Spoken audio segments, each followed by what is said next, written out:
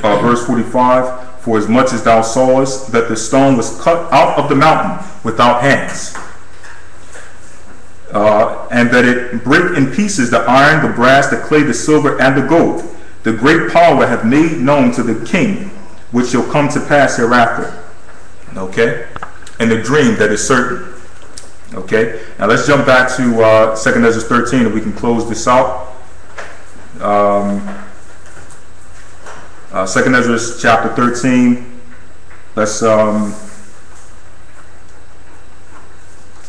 what verse did we leave off? 35.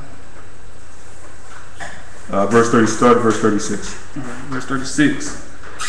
And Zion shall come and shall be showed to all men, being prepared and builded, like as thou sawest the hill graven without hands.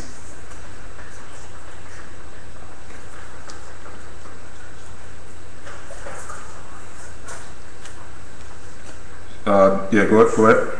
And Zion shall come and shall be showed to all men, being prepared and builded, like as thou sawest the hill graven without hands. Okay, so Zion being builded and prepared is that same vision you've seen in Daniel, the second chapter, with the hill that was graven without hands. Okay? Go ahead. Verse 37. And this, my son, shall rebuke the wicked inventions of those nations. Which wicked inventions, their weaponry, okay, their technology that they will try to use to fight against Christ. Go ahead. Which for their wicked life are fallen into the tempest, and shall lay before them their evil thoughts, and the torments wherewith they shall begin to be tormented, which are like unto a flame, and he shall destroy them without labor.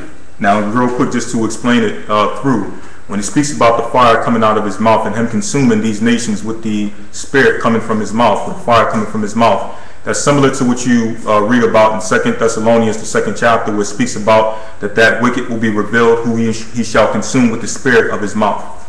Okay? You also can read about that in the book of Isaiah, the 11th chapter, where it states that he will smite the nations with the rod of his mouth, or that in his mouth shall come out a two-edged sword, like you read in the book of Psalms.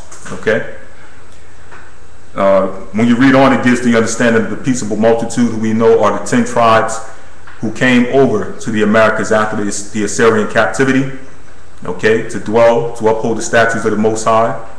Of course, that's before they went back into following the gods of the nations and the practices that they followed that put them in captivity in the first place. Okay, but nonetheless, the peaceable multitude are the 10 tribes who were carried away during the time of Solomon Nassar the king, and shall return again in the last days in the same fashion in which they came over the waters to the Americas. Okay, so next we're going to pass over the segment to Elder Rakal Shiar.